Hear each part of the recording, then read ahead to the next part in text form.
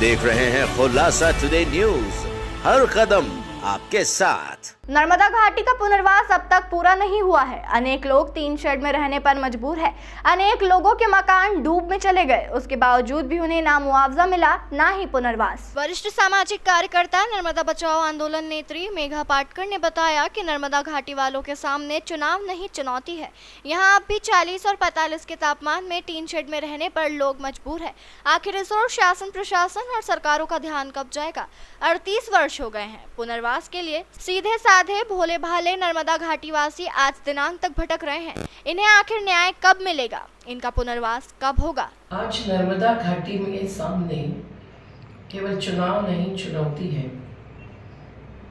क्योंकि बड़े नेताओं को जब एक एक क्षेत्र में जाना होता है और वो बात उठाते हैं, मतदाताओं को अपील करते हैं, तब उन्हें ये पता होना चाहिए कि नर्मदा घाटी के मतदाता नागरिक भी हैं, विस्थापित हो चुके हैं। उन्हें प्रस्थापितों के खिलाफ लड़कर कानून, नीति और न्यायालयीन फैसलों के आधार पर हजारों के पुनर्वास का हक लेना पड़ा है।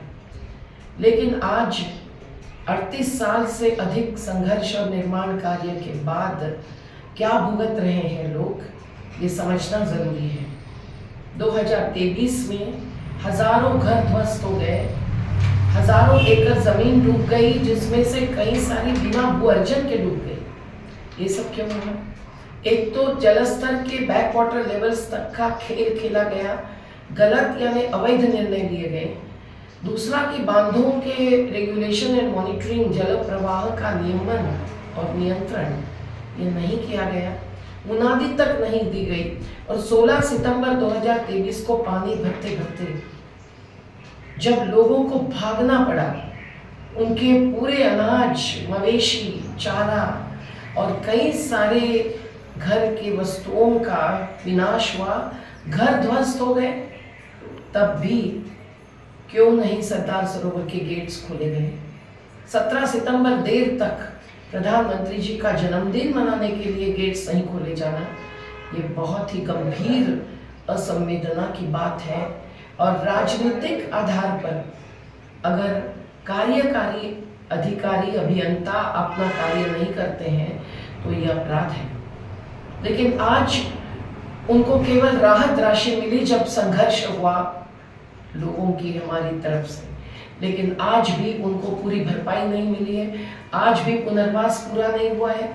कई सारे सैकड़ों महिलाएं बाकी है, सैकड़ों किसान बाकी है, जिनको वैकल्पिक जमीन या उसके बदले 60 लाख सुप्रीम कोर्ट के आदेश से मिलना है। कुम्हार, दुकानदार, खेत मजदूर जो टीन शेड में पड़े हैं, वो आज भी 10 बाय 10 के पतरे के शेड में बिना पंखे के कैसे जीते हैं गर्मी में? पानी और बिजली सही नहीं है। उनका पूरा अधिकार होते हुए उनको अपात्र बताते हैं, आश्वासन देते हैं जांच का, लेकिन आज तक नहीं हुआ है। पर नर्मदा की ये चुनौती पुनर्वास के बिना जब तक जलस्तर 122 मीटर पर रोकना और 17 मीटर के उस दीवार के ऊपर लगे हुए गेट्स को खुले रखना, ये निर्णय नहीं होता है, तब तक हमको उठानी ही पड़ेगी, लेनी ही पड़ेगी। हम चाहते हैं कि नेताओं को यह भी समझ में आए कि नर्मदा के किनारे जहां मंजूरी नहीं है किसी भी अन्य उद्देश्य से जमीन का इस्तेमाल करने की, वहां अवैध रेत खनन चल रहा है। हाईकोर्ट के आदेश है, मध्य प्रदेश के ग्रीन ट्रिब्यूनल के, राष्ट्रीय हरित न्यायाधिकरण के भोपाल के आदेश है, लेकिन उसे नहीं मानते। वही चित्र आज नर्मदा को बर्बाद करने का चित्र है। और नर्मदा का पानी आज भी प्रदूषित है। पीथमपुर के उद्योगों से अवशिष्ट पदार्थ आ रहे हैं। एसटीपीज के नाम पर पिछले कुछ सालों में मध्य प्रदेश की सरकार ने बहुत सारा करोड़ों रुपयों का फंड लिया है, लेकिन जबलपुर हो कि बड़वानी हो, शहर शहर की गंदगी आज भी नदी में जा रही है।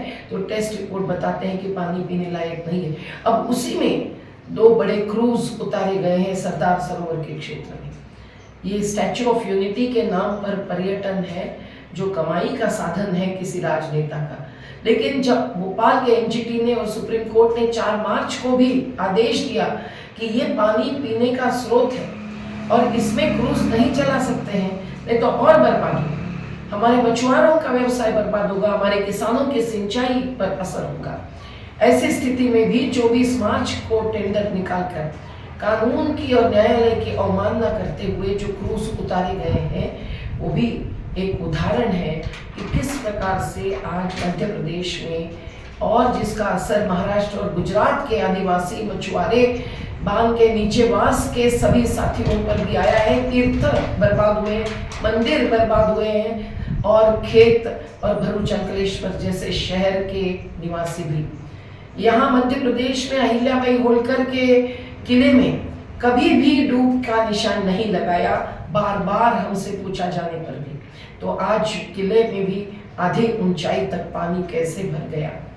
तो आज केवट हो, कहार हो, खेत मजदूर हो, दुकानदार हो, व्यापारी हो, किसान भी हैरान है।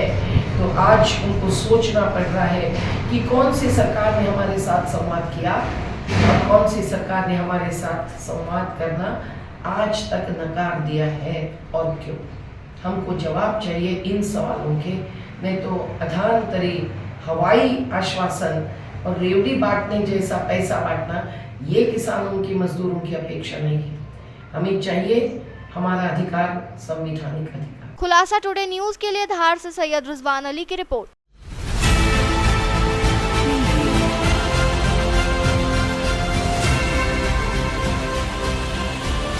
आप देख रहे हैं खुलासा टुडे न्यूज, हर कदम आपके साथ।